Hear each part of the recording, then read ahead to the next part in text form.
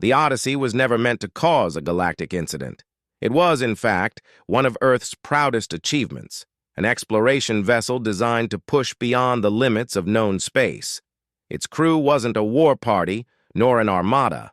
They were scientists, engineers, and a few military escorts, tasked with charting stars humanity had only seen through telescopes. But fate has a way of twisting simple journeys into turning points of history. The incident began on the 43rd day past the Orion Gate. Humanity had developed faster-than-light travel only 30 years prior, and every jump brought them further into the unknown. The crew of the Odyssey expected more empty voids, maybe the occasional asteroid belt, or, if fortune favored them, a habitable world. Instead, their scanners blared alarms. "Multiple contacts!" shouted Lieutenant Harris from the tactical station. "Closing in fast. Not debris. Ships. Big ones." The view screen flickered alive, revealing a fleet unlike anything humanity had seen. Sleek, dark-hulled cruisers, their surfaces glowing faintly with alien glyphs, surrounded the Odyssey in a perfect net.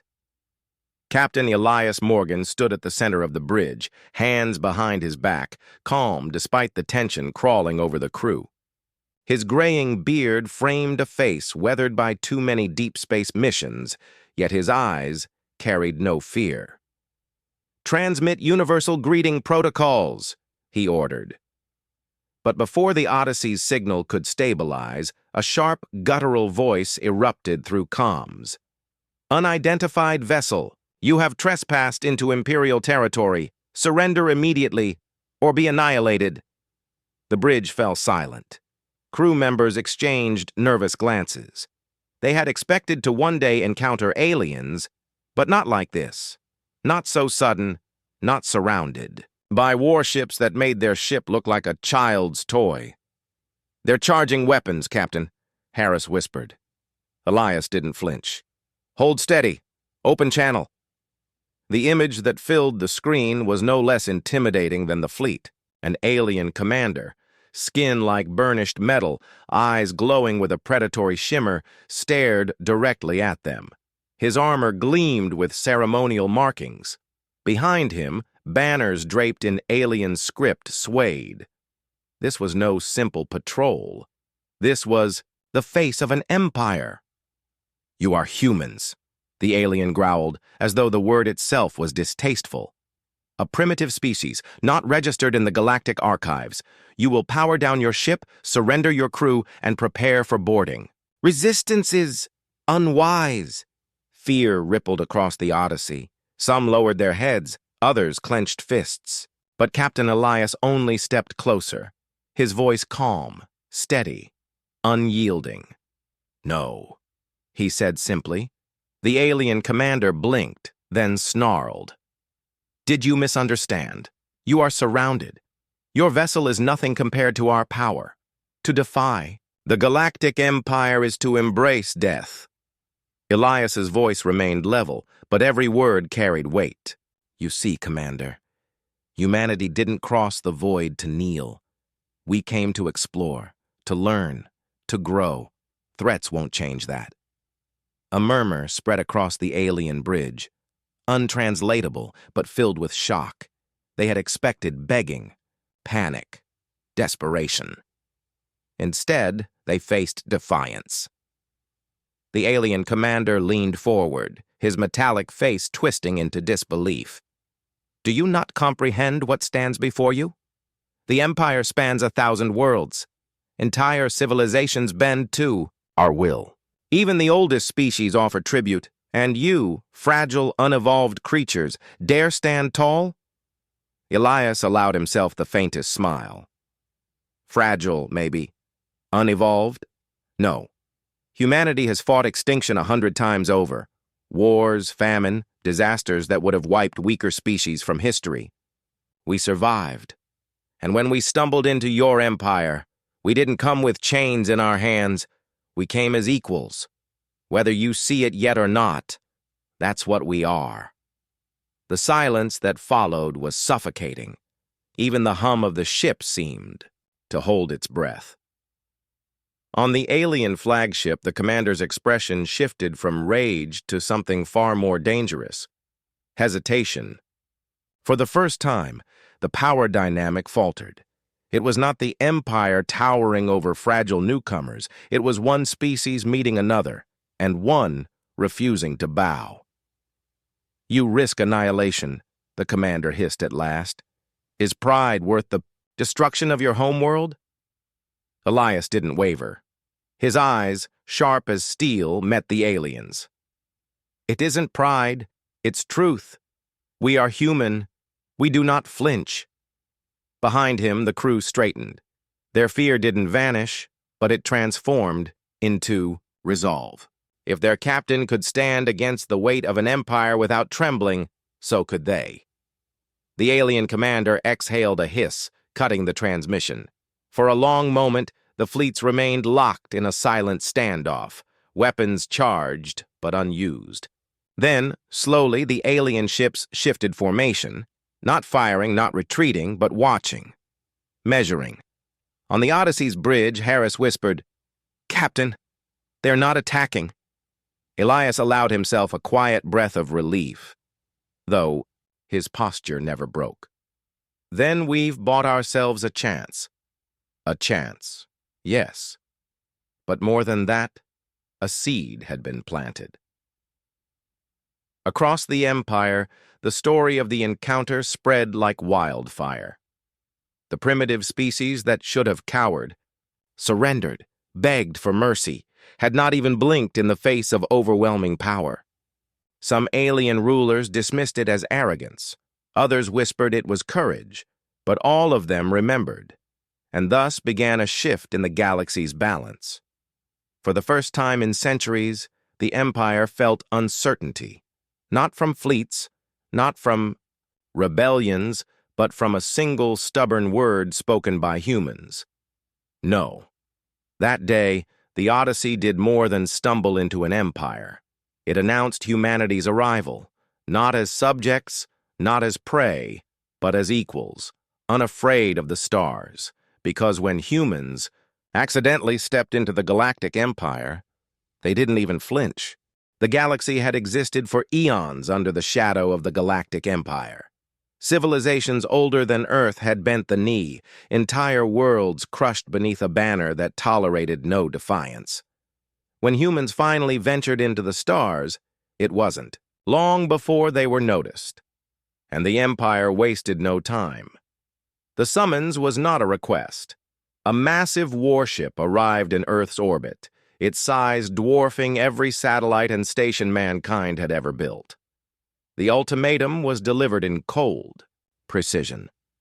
The species designated human is hereby required to present itself before the Imperial Council. Submission will be considered. Resistance will mean extermination. The words echoed across Earth, and for the first time in centuries, the world united, not under fear, but under determination. A delegation was formed, led by Ambassador Elena Ruiz, a woman whose voice had once calmed nations teetering on the brink of war. She was chosen not because she commanded fleets, but because she carried humanity's fire in her eyes. The day of the trial came. The council chamber of the Empire was a cathedral of power, an enormous hall suspended above the heart of their capital world. Thousands of alien delegates filled tiers of seats, each species more bizarre than the last.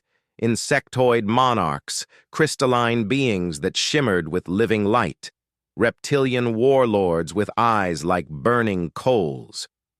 At the center, on a towering dais, sat the imperial ruler, his throne forged from metals harvested from dying stars. When the humans entered, the chamber erupted in mocking laughter. "Look at them," a voice sneered from the insectoid seats. "Fragile creatures not even armored," another barked. "They send prey into a hall of predators," a crystalline delegate chimed, tones ringing like glass breaking. The ruler raised a clawed hand, and silence spread. His voice rolled like thunder. "Species 74192, humans of Earth, you are here to submit. Speak your vow of loyalty to the Empire, and you may live. Refuse, and your world will burn." Every eye turned toward Elena Ruiz. She stood at the center of the chamber, dwarfed by the enormity of the dais, yet her shoulders did not bend. She inhaled slowly, feeling the weight of 1,000 civilizations pressing against her, waiting for her to falter. And then she spoke. No. A collective gasp spread through the chamber. Murmurs rippled like shock waves. The ruler's eyes narrowed. "Perhaps you did not understand. Every species in this hall kneels. Even the mightiest among them learned to bow. You are a young world, barely standing on 2 legs in the void. Why invite extinction?" Elena's voice didn't waver, because extinction is something we already know. Humanity has lived in its shadow since the beginning. Plagues tried to erase us. Wars tore us apart. Disasters drowned us, burned us, starved us. Yet every time we endured. We are not strangers to survival. We are its masters. A hush fell.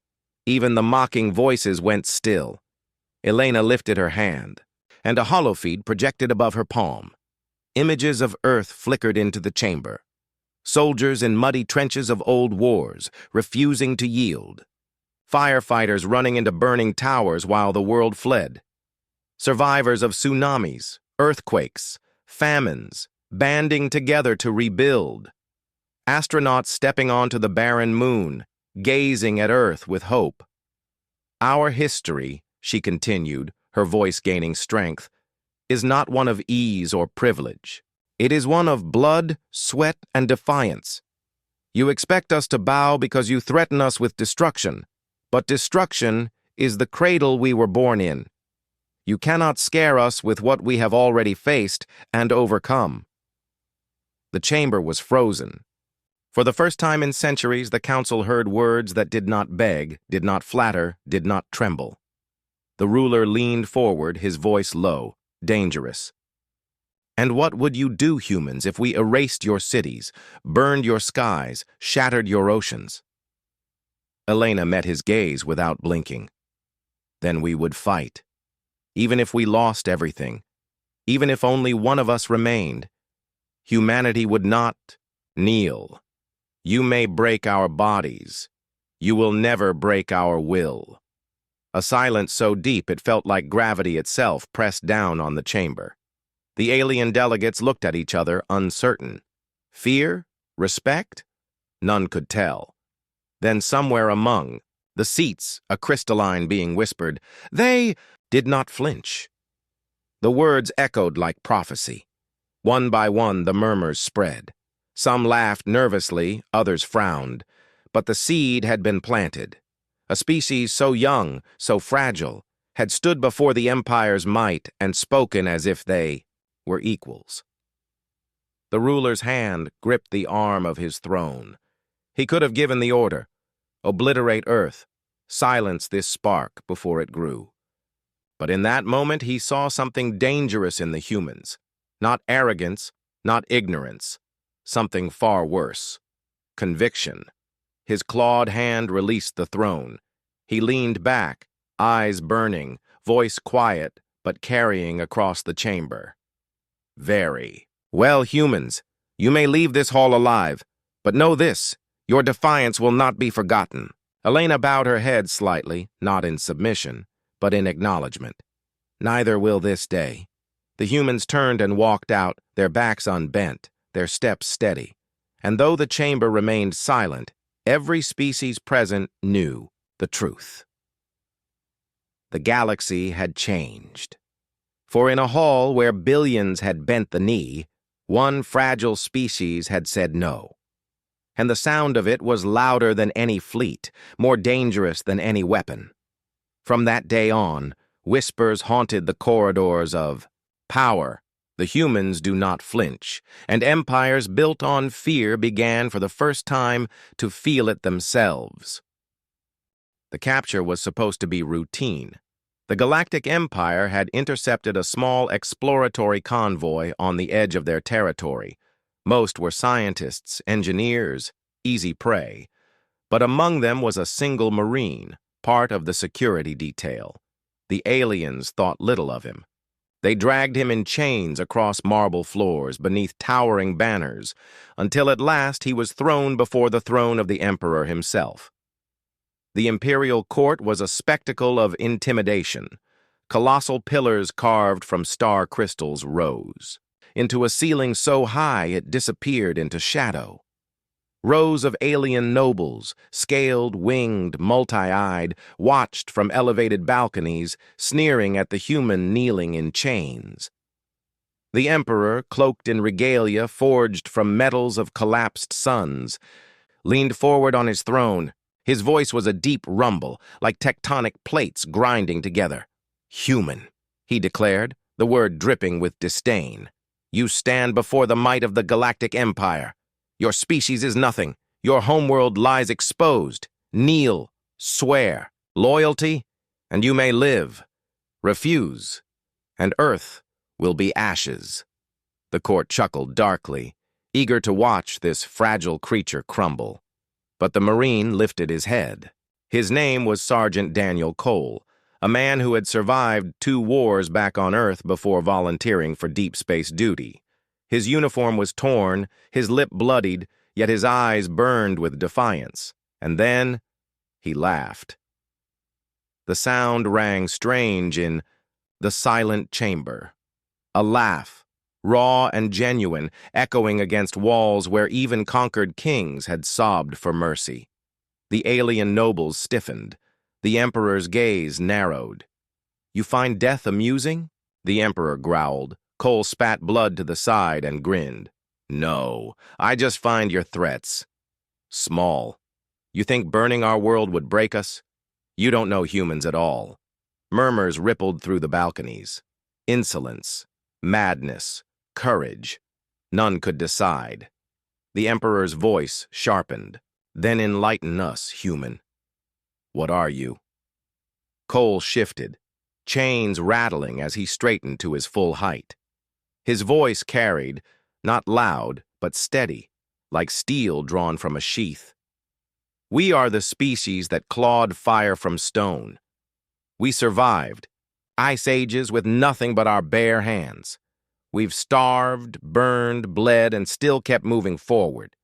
You look at us and see weakness because we're young. But youth doesn't mean fragile. It means unbroken." He paused, scanning the sea of alien faces. Many leaned forward despite themselves. "You sit here, smug on your throne, because countless others bowed before you. But we're not them. You threaten to destroy our cities? We've rebuilt them before. You threaten to shatter our armies? We've buried more enemies than I can count, and we're still here. You threaten extinction? Hell, extinction has been chasing us since the beginning. We don't run from it. We fight it. Every damn time." His voice rose now, ringing off. "The crystal walls, drowning out the whispers. You want me to kneel? You'll have to break me first. And even if you do, there are billions more like me waiting back home. You think I'm fearless? No, I'm terrified. But the difference between humans and your vassals is this. We don't let fear decide who we are." The court had fallen deathly silent. No laughter, no jeers. Just the echo of his words hanging heavy in the air.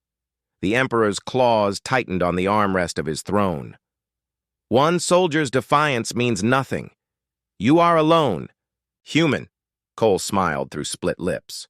"That's the mistake you're making. I'm not alone. I am humanity.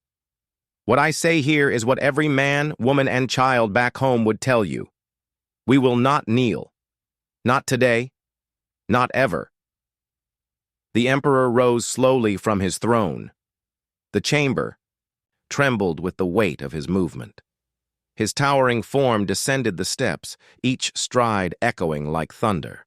He loomed above Cole, eyes blazing like twin suns. For a long moment, the Emperor studied the soldier.